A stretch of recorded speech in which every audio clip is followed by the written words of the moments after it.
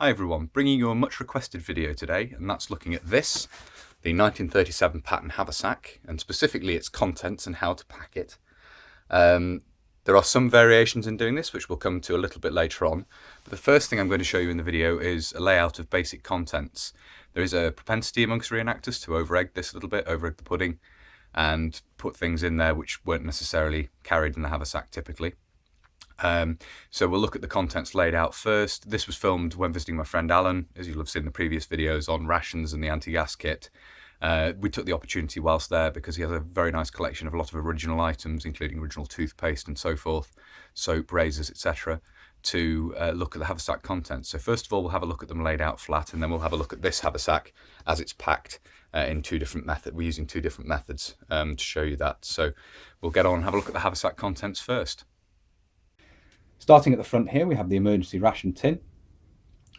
These are seen, certainly discussing amongst the group of people we have here doing the display and doing the layout.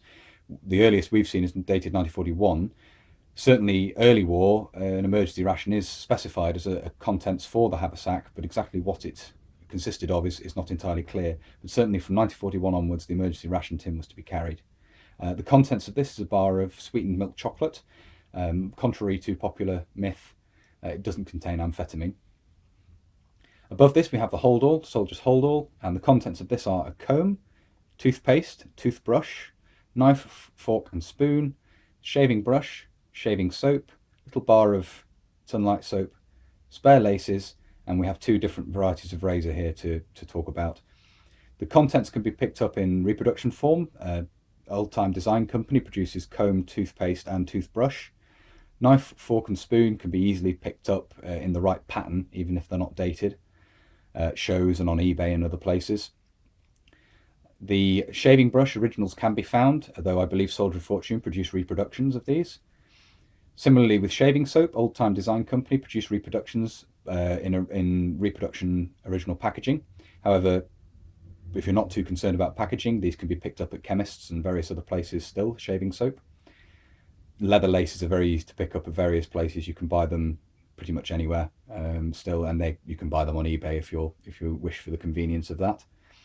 At the back we have two options of razor. The Valley Auto Strop razor, obviously these are both original. The Valley Auto Strop was a very popular type of razor at the time and came in a case, as you can see, with spare blades and so forth. But also you can go for a much simpler option and have a three-part screwed together razor, as we have on the right here. As also part of the wash kit, we have a towel here, and this is a period towel, but you could equally have something simple, just a simple white guest towel here like this, and I believe this is a modern IKEA towel to show you an example of the sort of modern kit you could supplement your equipment with. You don't have to necessarily find something original. This is accurate, but it is a modern towel. Behind that we have two different varieties of mess tin. We have at the front here the early war aluminium mess tins, and they are on top of a mess tin cover. So this is appropriate for early war. The mess tin cover fell out of use after 1940, and in 1940 steel mess tins went into production, which isn't to say that aluminium mess tins weren't also carried later in the war. It's just that later in the war you're going to see them supplemented by men carrying the steel mess tins, and these are somewhat easier to find, so you can make a decision there based upon what period you're looking to represent. Moving on to the woolens at the back here, we have a cap comforter, very commonly carried because it's a very good piece of cold weather clothing and for wear at night and so forth. Behind that we have a spare pair of socks, grey wool socks, and here we have the cardigan, again an excellent piece of clothing to carry because it is good for cold weather and wear at night to keep you warm, obviously. Another piece of kit you're going to want to carry in your Haversack and is very commonly seen carried, and it's a visual piece of kit. It's probably one of the first contents to go for because you can see it even when the Haversack's being carried, is the ground sheet cape rather. We have two examples here. We have an early war example in brown rubberized material, and the later war example which does away with the rubberized finish and is made in this tan colour. What Price Glory reproduced the early war rubberized version, and these are still seen carried later in the war as well, but later in the war it would become more common. I think the earliest examples of these are dated 1941, the tan examples, and these can be purchased from Soldier of Fortune. They reproduce this design of ground sheet cape. So I hope you found that interesting. The idea of this video is to give an overview of the very basic kit you're looking to carry in your haversack. It's quite Spartan because you're not wanting to carry too much weight, and some people tend to overfill their haversacks. In the reenacting world, certainly, maybe put a few extra bits in that wouldn't necessarily have been carried. Certainly, it was not uncommon to carry extra items in your pockets, such as maybe a candle stub or something like that, a lighter, obviously cigarettes and so forth. But this is a look at the basic contents for the 1937 pattern haversack. Okay, so what we're going to do now is we're going to unpack the haversack from full, and you can see it's pretty full here. There's not much left on the straps on the flap there. But we're going to unpack this and show you where all the items inside are stowed. And this is set up with the 2 mess tin halves in the front here, which would of course allow them to be used to carry rations and so forth. They're currently empty, but this is to demonstrate that you can fit all the other small kit items in the haversack. The first thing we have here is the ground sheet cape rolled up underneath the flap. As you'll see in the video on anti-gas equipment, if you've already seen that, if not, I'll put a card up in the corner of the video. This might be replaced by the gas cape, certainly later on in the war, but rolled in a similar manner. And we will come on to a video of how to roll this effectively to fit under the flap of the haversack in another video. I'm going to do a separate video on that. I'll put that to one side for the minute. Inside we have a towel across the front there. That's where I've put mine. The emergency ration tin, just on top of the smaller mess tin half there. A knife, fork and spoon, which I've kept separate from the hold all for ease of access. They could be carried inside the hold all. That's just a decision I've made there. They could easily be carried inside the hold all here, and that's tucked away at the back. And at the back here, you can see the small mess tin half and the large mess tin half in the 2 front compartments there. And these, of course, would, in this configuration, would be possible to stow the 1941 48-hour mess tin ration in there, no problem, because they're both empty, so it's all void space in there. You could fit the ration in there. Alternatively, if you were carrying the 24-hour ration, you could carry the ration box. I think the 24-hour, the regular ration box fits in the large mess tin, the salt ration box fits in the small mess tin, and you would then have whichever other mess tin available to stow some small kit in, maybe the emergency ration with the cap comforter or something to stop it from rattling around. Alternatively, of course, you could carry the water bottle in one of the compartments and have the 2 mess tins nested together. This is just to demonstrate that with both front compartments in use and full, you can still fit all the small kit in the back compartment and on top, and carry the ground sheet cape rolled up under the flap as well. So at the back here we have the cap comforter rolled up and scrunched in there, spare pair of socks, and underneath them, you can see there at the back, I'm not going to get it out, is the cardigan sweater. And obviously all the small kit being packed at the back means that the bit that's contacting your back is padded with the small kit, so with the soft kit, so it makes a lot of sense to carry it that way.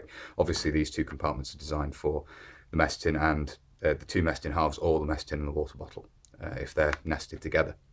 So that's the haversack packed out full, with basically these 2 front compartments available for rations, or if you put both mess tins together you could fit the water bottle in there as well. Everything else is carried in the back or just across the top, and you can fit everything in that way. We'll now have a look at how easy it is when you have both mess tins nested together and you have this compartment available for small kit. Now I have the haversack packed slightly differently, and on the left here we have both mess tins, and there's some soft kit in here instead, which we'll have a look at obviously when we open it up. But you can see the straps are a lot tighter now, so there's plenty of room in here now to get everything in. It's not hard to get all of these small kit items into the haversack. We'll open the flap up again and have a look at the contents here. So again, the ground sheet cape is rolled, and this time there's more room in the back, so that's tucked down inside, but rolled in exactly the same manner. Next, again at the front we have the towel, the emergency ration, which is perched on top of the cap comforter, and socks in the right hand compartment with both mess tins in the left hand compartment. Knife, fork and spoon again, separate for easy access. Hold all. And then at the back there again at the bottom we have the cardigan, which again provides the padding at the base where it's going to contact the back most, provides its own back pad there. So obviously, as you can see, when you don't have the mess tins halves split between the two compartments, or you're not carrying the water bottle, that it's very easy to fit all of the kit in there that you're going to need to carry. When the two mess tin halves are split and you're not carrying rations, you could of course have them with some small kit inside, as I say, the emergency ration, maybe with the cap comforter to stop it rattling around, and they act almost like a pair of drawers then inside the haversack. You can pull them out and take small kit out of them. If you had something like a Rolls razor perhaps, or something like that in a case that doesn't easily fit in the wash roll, the hold all rather, excuse me, you could possibly put that inside one of the mess tins as well, so it's easy to get at and so forth. Obviously it won't fit inside the hold all very conveniently. So using some logic, you can get around the different bits and pieces you're going to want to pack in here, dependent on variations. But as you can see, it's not that difficult to fit everything into the 1937 pattern haversack, much as it is quite a small haversack when you look at it compared to modern packs. It does have ample volume for what you're expected to carry. So there it is. So there we've seen the haversack contents and how to pack them in the haversack, showing two different methods there. I do hope you found that interesting and informative. As I say, it's a question that's come up on several occasions on other videos, so hopefully this will be well received. If you like my uploads and you'd like to see more, then please consider subscribing. Obviously, if you are already subscribed or newly subscribing, if you hit the notification button down next to the subscribe button, you'll get notifications of when I upload future videos. I also have an Instagram and a Facebook page, which I'm posting to more and more, showing photographs of previous reenactment events and parts of the collection and other people's collections and so forth as well. And there are also links there to details on rations and so forth, and other images and things which wouldn't necessarily be easy to slot into a YouTube video. So they're both good to check out if you're interested. Links to those in the description. But that's it for now. So until next time, bye for now.